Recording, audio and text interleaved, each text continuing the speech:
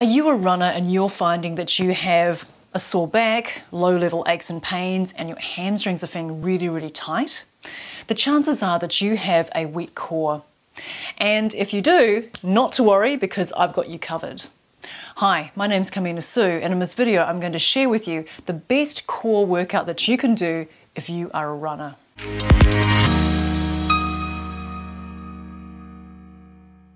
Hey guys, and welcome to the sequence, the best core workout for runners.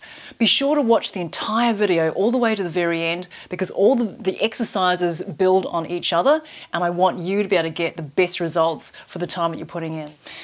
So this first exercise we're going to be doing is something called the front and back core connector, which is a really, I think, useful exercise, especially if you're not used to feeling your core engaging.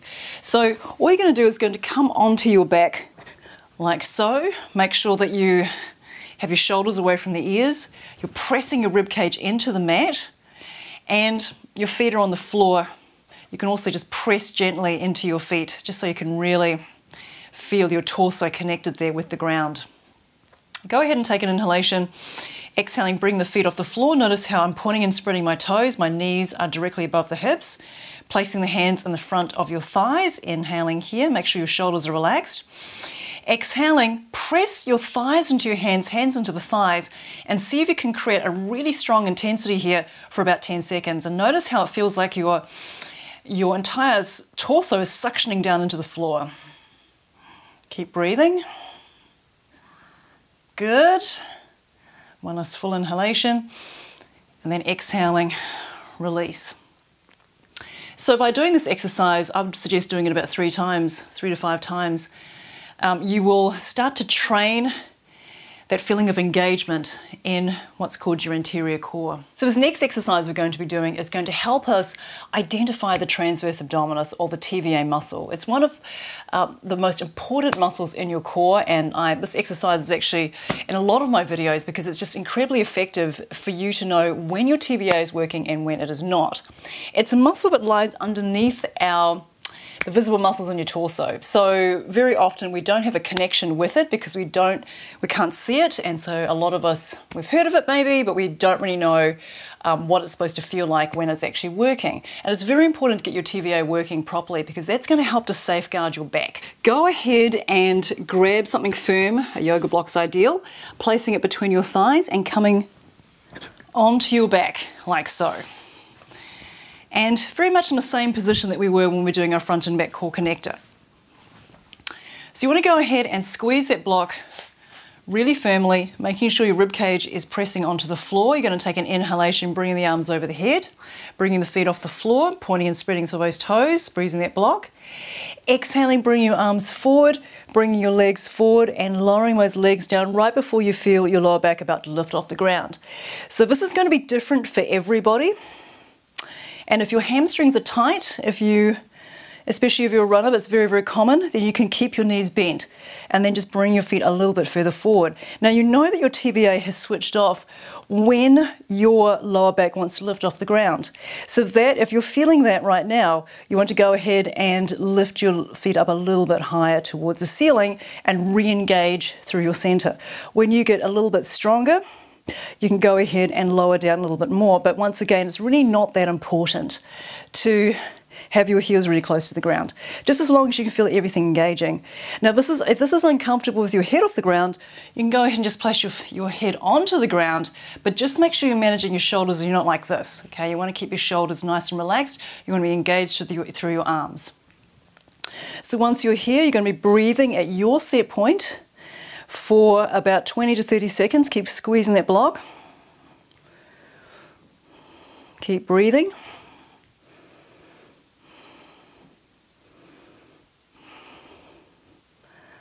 Good. One last full inhalation. And then exhaling, go ahead and release. So you want to repeat that at least another 3 to 4 times, making sure you're very diligent with keeping your ribcage glued to the floor and not letting that lower back lift off the floor. Bringing the feet back up to the ceiling if you feel that, and then over time when you start getting stronger and stronger, your feet will be able to go down towards the ground without your lower back lifting off, and that's what we want. So the next exercise we're going to be doing to really strengthen that transverse abdominis muscle is the Lsit, and I like to do these on blocks. So go ahead and take a couple of blocks. If you don't have blocks, books will work as well. Just make sure that the books are fairly substantial and they are quite high, especially if you're new to strengthen your TVA muscle, because the higher the block or the book, the more pressing power you'll have. So you can actually adjust the blocks to a taller height if you're new to these.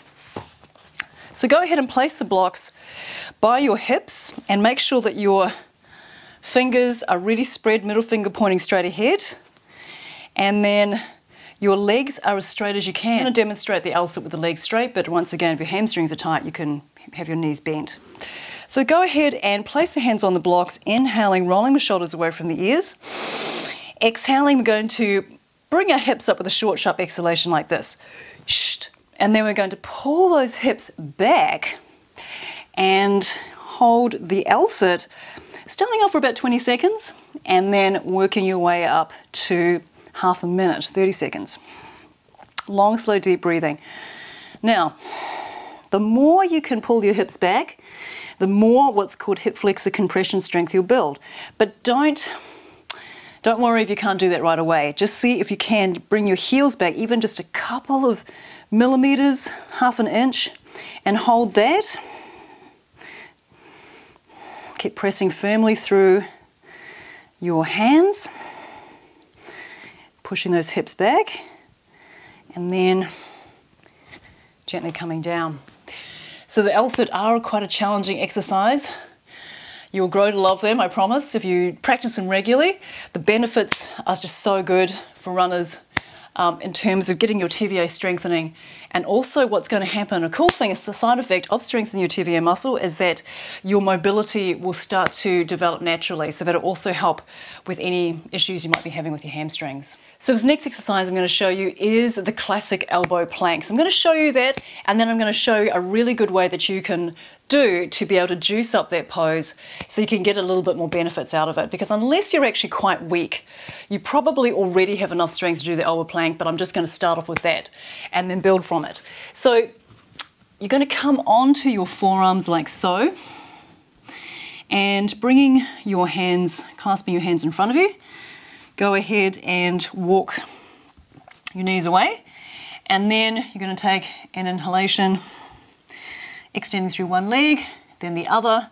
And see what I've done here? I've basically come into what's called a posterior pelvic tilt, which is very, very important to help to engage your core. So pressing away, we're going to go ahead and be here. If you can hold the elbow plank fairly comfortably for like say 30 to 60 seconds, then it's definitely time to up the ante. But I just wanted to show you how to get into the pose first. Breathing here, making sure the shoulders are away from the ears. Keep lifting the kneecaps up into the thighs. Breathing. And then coming down. So don't fall into that trap a lot of people do of holding an elbow plank indefinitely, because you're not going to get that much out of it. A really great way to progress the elbow plank is what's called the achey plank. And this is what it looks like. So you want to challenge yourself. Don't clasp the hands, but actually bring your hands, make sure they're shoulder distance apart. Now, if your elbows do tend to slide out though, then feel free to clasp those hands.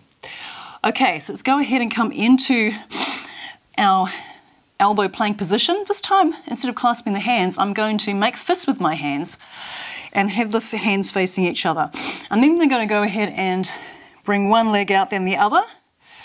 And I'm going to move into that posterior pelvic tilt. Now, this is how you're going to juice up the elbow plank and turn it into an achey plank.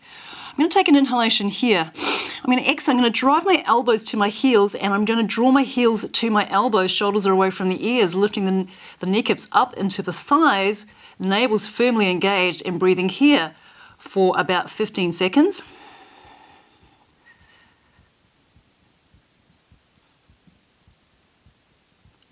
Good. And then gently releasing. So the RKC plank does require quite a lot of lumbar pelvic control and the ability to also squeeze your glutes. And a lot of people might not have that right off the bat, maybe that's you. But if that is you, just hold it for shorter amounts of time, recruit those areas that I mentioned, and you will start to build that strength. So the RKC plank, I would suggest doing about 3 to 5, 10 to 20 second holds. So this next exercise we're going to be doing in the series for core strength for runners is the side plank, because we want to make sure that our spine is supported in all different directions, so not only front and back but also our what's called the lateral core. So the side plank is super simple to get into. You go ahead and come onto one elbow, making sure, I like to make a fist there with the bottom hand and making sure that that elbow is right underneath the shoulder. And sometimes it can be a bit tricky actually to know exactly where to put your feet. A lot of people do something like this and they stick their butt out. So you want a good way to make sure that doesn't happen is to have the arches of your feet in line with, roughly in line with your elbow. Once you've got your legs in the right position, you then want to go ahead and spread and flare through those toes, like you're pushing away something with the wall there. Inhaling here, lifting the kneecaps up into the thighs. Exhaling, navel into spine, and then coming onto your elbow. And I like to lift that top hand up towards the ceiling and see if you can lift up to the side waist. That's it. So being here for about 20 seconds. Long, slow, deep breathing. See if you can also connect with your glutes here as well.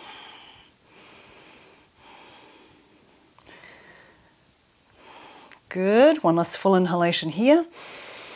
And then exhaling, gently coming down and switching sides. So if you're finding that one side, like a lot of people may have shoulder issues where it's difficult for them to be on their elbow like that. So that's where you want to modify the elbow plank, and I'm just going to come onto the other side to do that. You can go ahead and have bent knees. So once again, setting up the elbow like so, making sure the feet are engaged and the knees that are roughly at a right angle. Inhaling here. Exhaling, pressing the elbow tip, making sure that that shoulder isn't rolling forward, and then see if you can feel you engaging with your back here as you lift your torso off the floor. It's also being supported by your knees, your torso, but you're still building lateral core strength here. So that's a variation that you can do if you find that the side plank with the straight legs is just a bit too challenging, just not where you're at right now, and you can work your way up to the straight leg version. Once you've mastered the straight leg version, there's all kinds of directions you can go. You can go ahead and come onto your one hand like this, making sure that middle finger's pointing right ahead, straight ahead, and you're externally rotating that bottom arm. So feeling that shoulder blade drawing around your rib cage. Once you're here, go ahead and extend it through one leg and then the other, and then come to a side plank position like so, making sure your navel's into the spine, inhaling here, exhaling, pulling those toes back. That's actually really helpful to engage the front of the legs. Also squeezing your glutes and being here for another about 10 to 20 seconds. Long, slow, deep breathing. And if you want to progress this pose even more, you can gently lift that top leg up and see if you can maintain your balance here. But to be quite honest with you, it's not that necessary to go into these different variations. The most important thing is that you're really feeling consistent engagement in your core. So those are the side planks, a very, very useful thing to add to your core sequence. So after you've done the side plank, a really useful thing to work your way up to is something which is called the Copenhagen side plank. This is an exercise that I discovered on Tony Gentlecore's blog. I think it was a couple of years ago now, and I found it personally so incredibly useful to help strengthen the muscles around the knees, which is often a problematic area for runners. So I thought I'd include it in the sequence as well. So what you're going to do is you're going to come onto your side, and you're going to be elevating one leg onto a chair. So that's why it's very, very important, guys, to actually get the side plank dialed in first before you attempt this one, okay?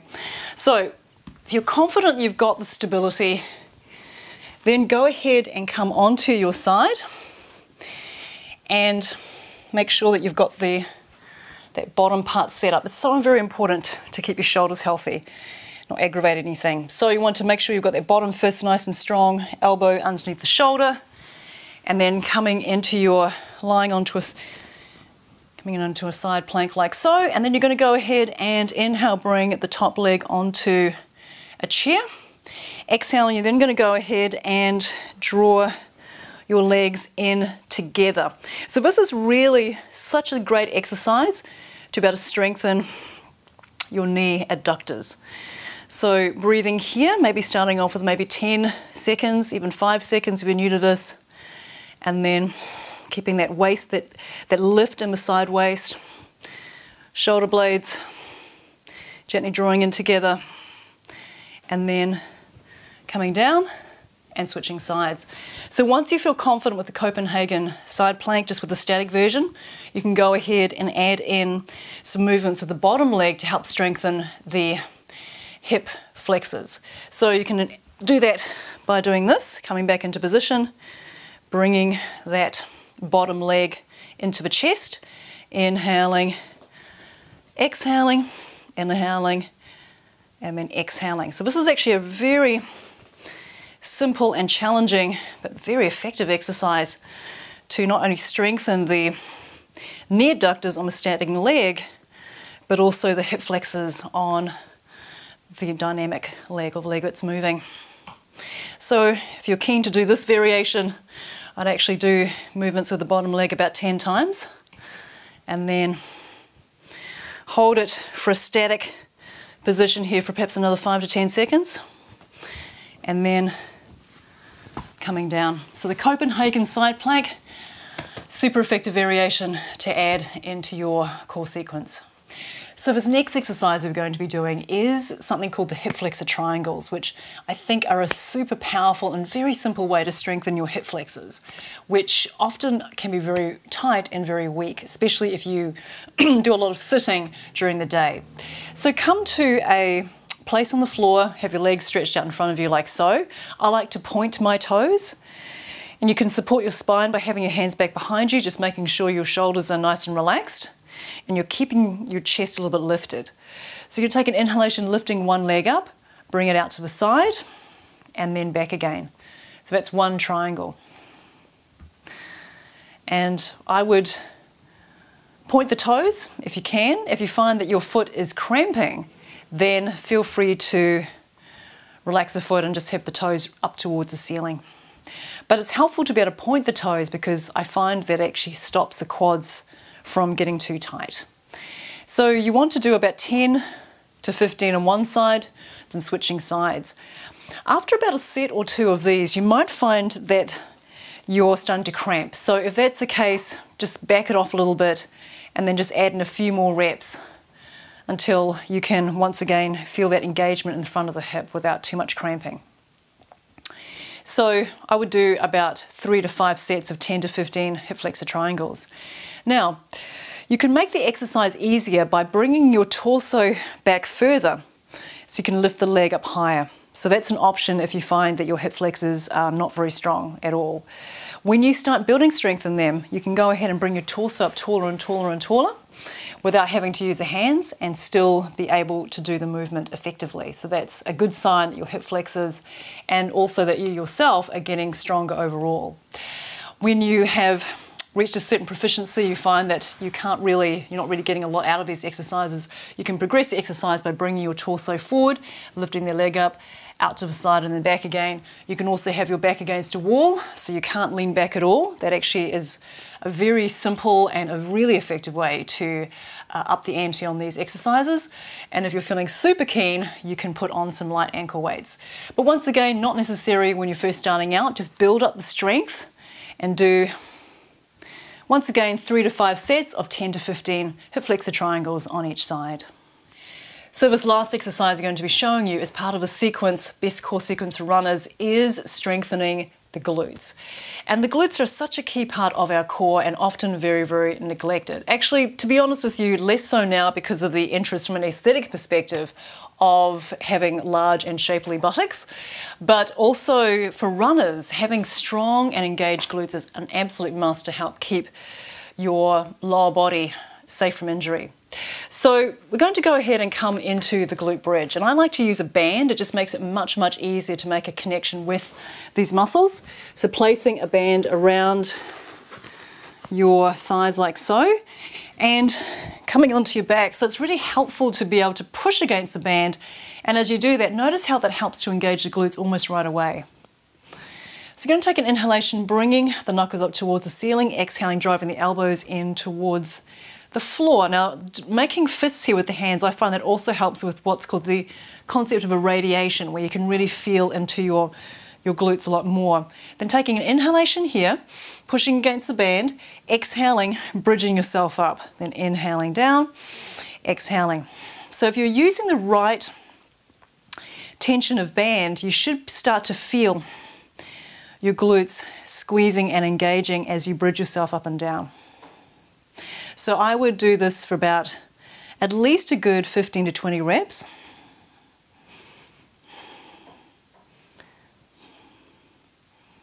Really squeezing out against that band as you're doing that. I'm feeling a nice burn in my glutes right now. Good. Keep going. Nice full inhalation here. Exhaling up. Squeeze that band, or rather push you out against the band, and then slowly bringing your sacrum back down to the floor. Whew, and just letting the knees come in towards each other. And then coming up. So I like to do what's called a superset, alternating this exercise with the clamshell. So the glute bridges are really great for targeting what's called the glute maximus, which is the largest muscle in the glute complex. It's sort of the cheek of your butt.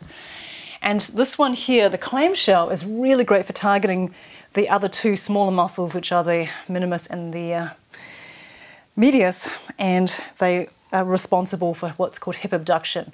So we're going to come onto our side like so, very similar to what we were doing in the side plank earlier, making sure that that elbow is underneath the shoulder, making a nice strong fist with that bottom hand. I like to place my butt so I can feel more of a connection with the muscles that I'm working, and the feet are engaged. So inhaling, the knees are together. Exhaling, bring that top leg away from the bottom and really feel those muscles squeezing under the hand. And I find that these muscles here tend to fatigue a little faster than the glute max. So I find that about 10 to 15 is about the sweet spot for these clamshells. It depends obviously on the tension of the band that you're using. If you're using a fairly strong tension like I am, about 10 to 15 is definitely enough. And once you've done that, go ahead and gently switch sides. So there you have it, guys. My very favorite sequence for runners to strengthen your core and to safeguard your body from injury. If you enjoyed this video, please subscribe. I have new content coming out every week, so make sure you don't miss out on that. And if you also enjoyed this video or you have any questions, I'd love to hear them, so please leave them in the comments below. Thanks so much for watching this one, and I'll see you in the next video.